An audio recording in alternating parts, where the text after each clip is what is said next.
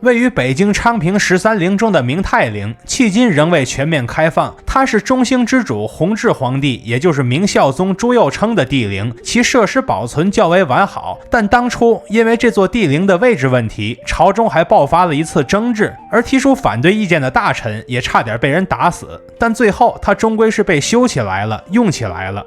如今这边既是全国重点文保单位，也是我们本次的重要一站。多亏央广网的邀请，我们才得以走进其中，一窥真容。也祝愿他们的活动非一般的中国越办越好。欢迎一键3连加关注，未来节目更精彩。大家好，我是徐工。大家好，我是南希。我们目前在这个地方是北京13陵里的泰陵啊，一会儿我们来好好的逛一逛这儿。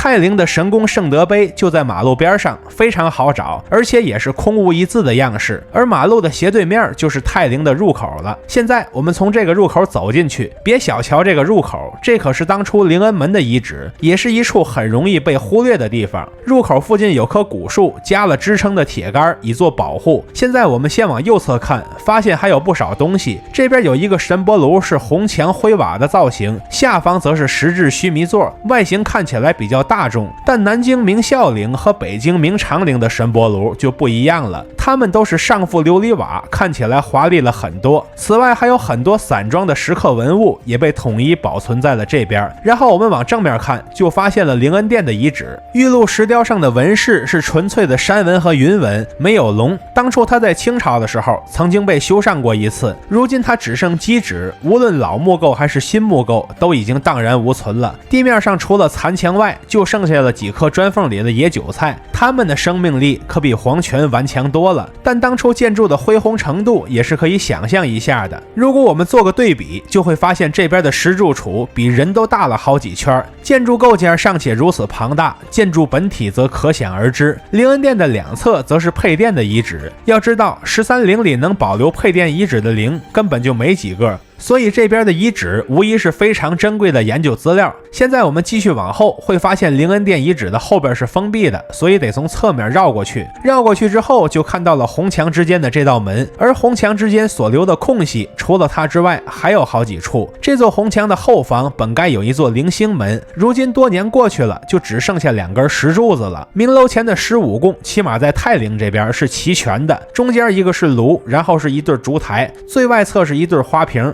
这些属于是特殊的贡品，摆上这些就有时刻供奉的含义。而15供的下边则是须弥座，它和15供一样，都是皇权与佛教间的融合。现在我们沿着台阶走向方城，注意看方城城墙上的这些钉子，就是用来加固的壁虎钉，颜色像是后期加了涂料。方城之上便是明楼，此楼屋顶为重檐歇山顶，上覆黄色琉璃瓦，原本是木结构的楼，但清朝重修时给改成了石结构，其斗拱结构与永陵近似，都是上层比下层大的结构，这就是建筑技术进步的副产品。明楼之内便是弘治皇帝的圣号碑了，碑座是须弥座的造型，3层龙纹之间夹着一层仰联，一层复联。碑的正面则写着大明孝宗敬皇帝之陵。碑首的彩绘在13陵中算是保存的比较完好的一处了，因为这边的明楼只有2面透风，所以风化的程度就轻了好多，但外边的城砖就被风吹出了历史的沧桑感。然后我们继续围着封土外的宝城走一圈，其实封土上的树林已经是郁郁葱葱，挡住了宝顶，我们已经看不见它了。我们去的时候正是深秋，13陵的柿子已经开始成熟了，但也就是在城楼上看看。也祝愿看到视频的朋友能像这些柿子树一样硕果累累，吃喝不尽。站在城墙之上远眺，可以看到蓝天下的山外青山。绕完一圈返程时，我们在宝城之上看到了一座铺满了黄色琉璃瓦的影壁，这座琉璃影壁所遮挡的便是地宫的入口，但此处尚未发掘，所以内中的格局就要交给后人来探寻了。说到格局，就不得不提起这边的风水。其实我个人完全不懂风水，但从资料中看到，认为这边风水不好的人可不止一人，这代表的是一种共识。太监李兴和工部的官员选了这处地址，但有一位吏部官员发现这边开工时挖出了泉水，不是什么好兆头，然后太监李兴就不干了，直接就给这个吏部官员下大狱了。可见这时候太监权力很大了。但与此同时，又有别人找到司礼监的太监求情，说不就是个泉眼，有水没水的，现场看看不就得了。在现场看的时候，太监李兴带着一帮人想要对这位吏部官员动手，